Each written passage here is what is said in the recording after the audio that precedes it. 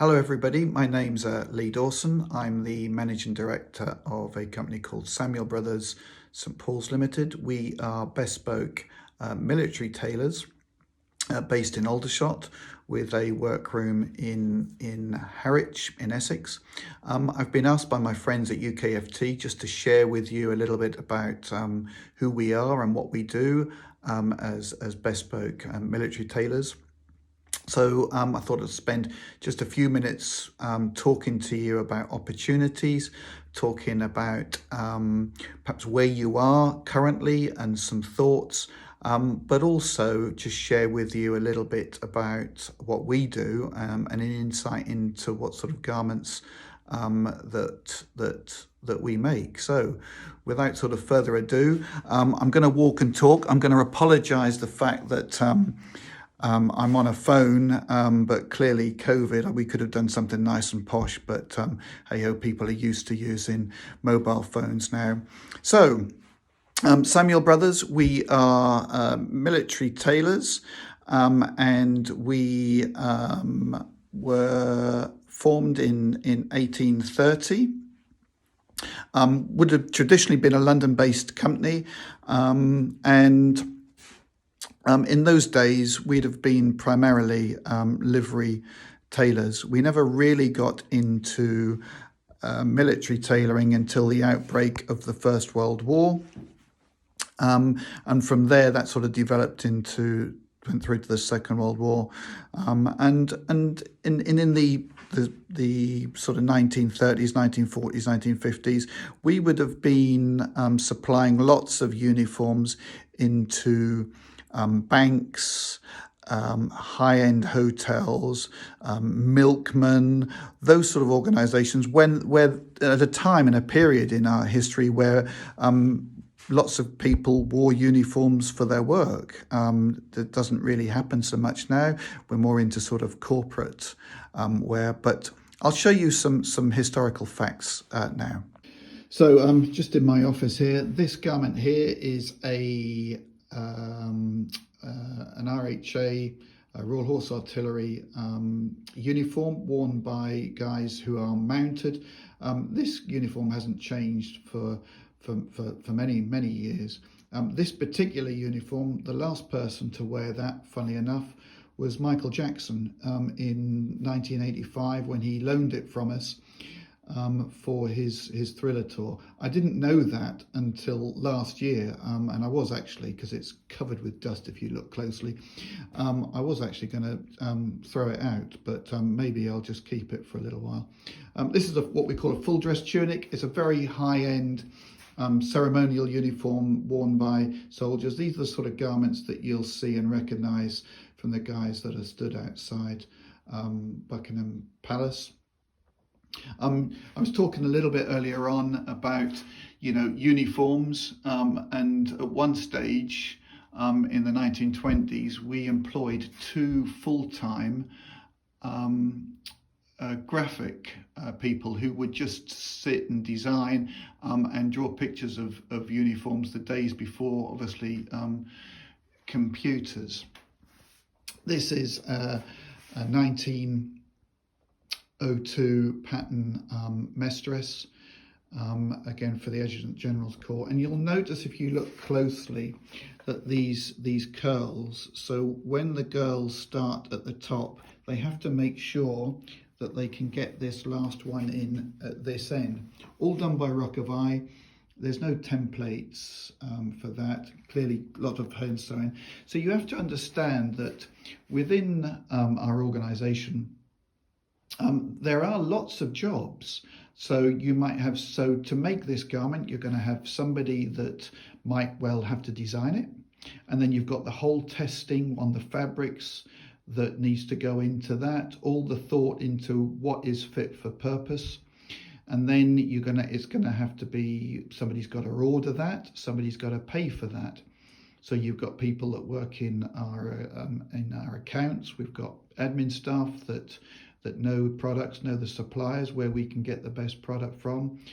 And then somebody's got to cut that garment. So we have several people that work in a cutting department in different roles. So we've got somebody who might work on a CAD machine, and then we've got our bespoke cutters who all cut by hand. We've got people unpick. So what that means is because we do bespoke, and I'll show you in a little while the difference between a finished garment and a basted garment, which is something that's prepared for a first fitting. And then we've got people that then need to make through. We've got garment technologists, we've got machinists, we've got pressers. So there's lots of different roles within the company,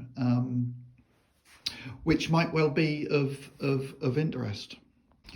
We have two locations. So this location here is basically, we've got some offices, but you'll also notice that we've got a very small workroom set up here. So an overlocker, flatbed, hemming machine, pressing equipment, hand sewing table, and really one person works here doing a variety of tasks. So all our garments come in from our big workroom in Harwich.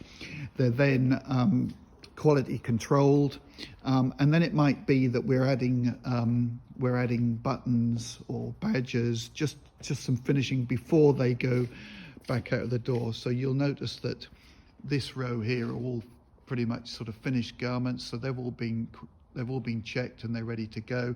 And here we've got fittings.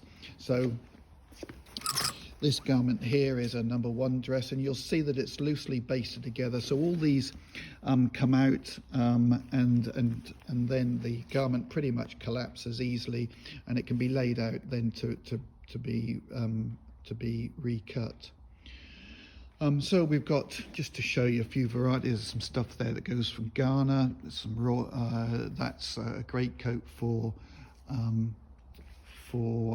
the household division.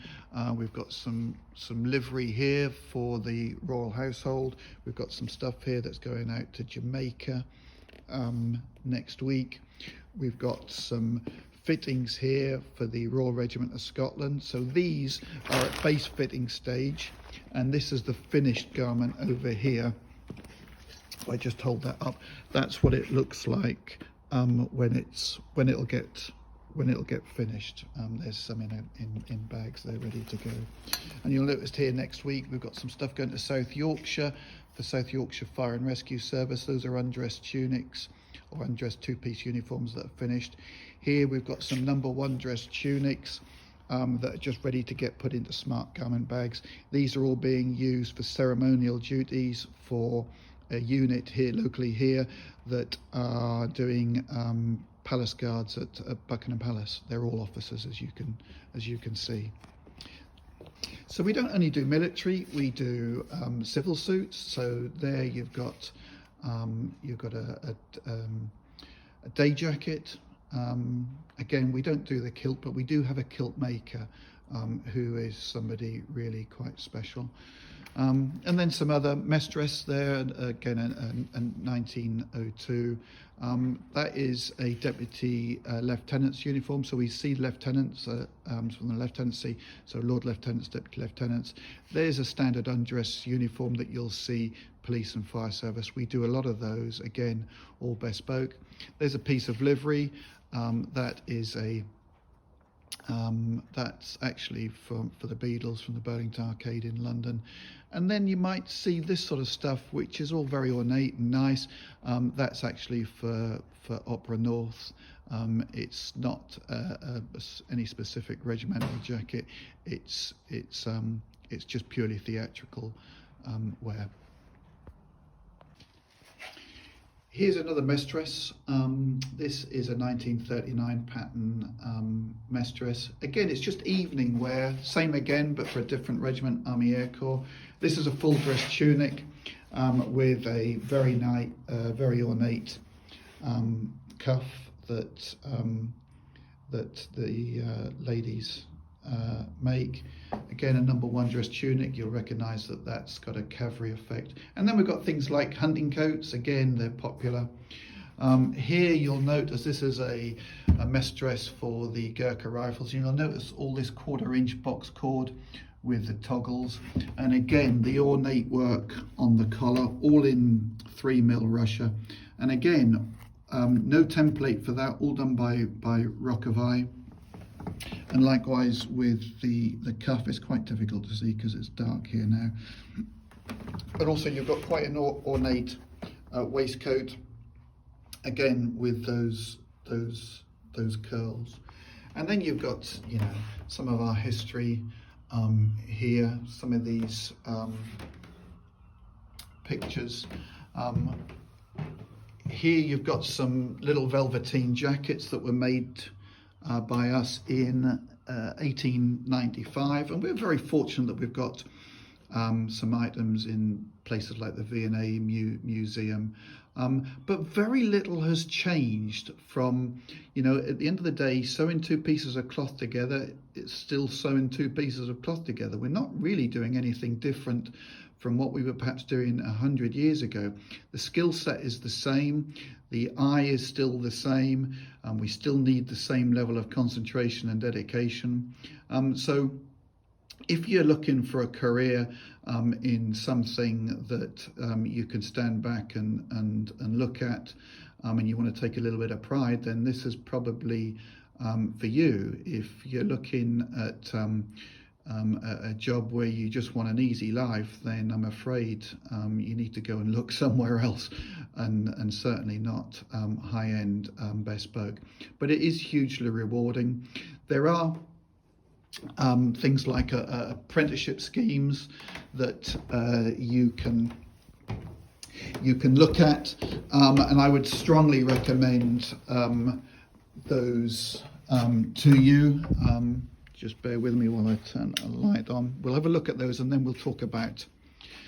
So here's another mess dress, again very ornate. We designed this one, and I'm saying again with this, which is the Royal Lancers, an amalgamation of two cavalry regiments. These are quite warm. All our cloth comes from Yorkshire. And here's a few others. And here is an example of really, it's a dinner jacket, but you'll notice that in actual fact, this side is finished. This side's still got the canvas, and then you can see the basting stitches.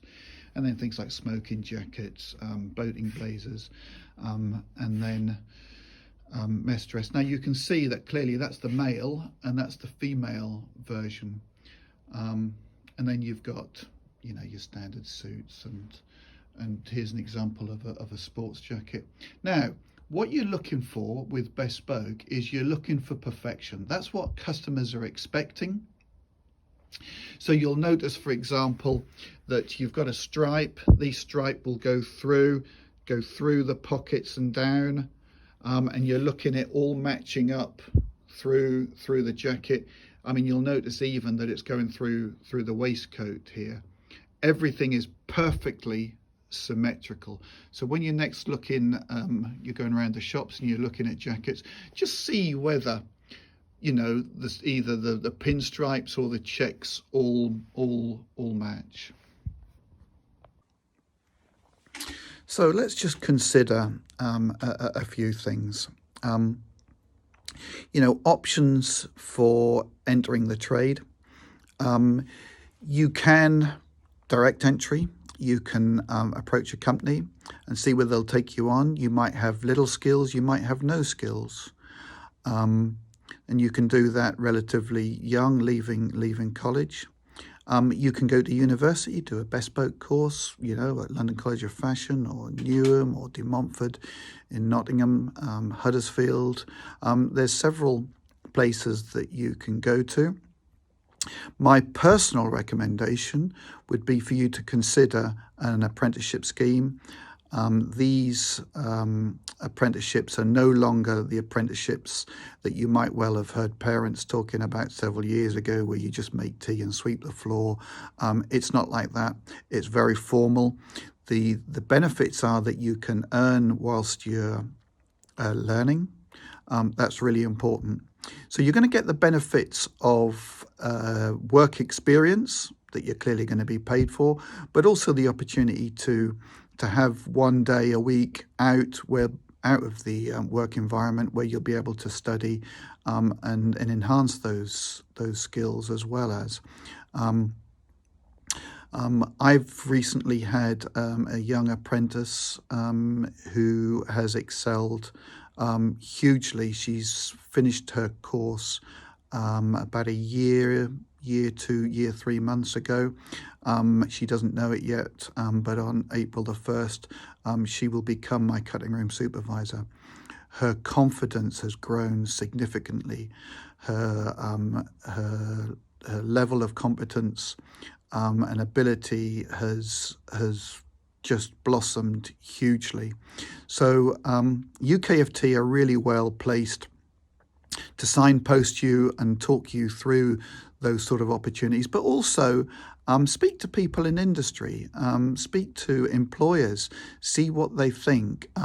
University might not be right for you. It might be right for you, but look at all the options seriously before you consider moving forward or making a step in a direction that might well or might not necessarily be right for you. Well, I hope that that was informative. I'm going to say cheerio, and I wish you all well. I'm going to leave you with just a short overview of what we do, and I hope you enjoy it. Just a very short video. All the best.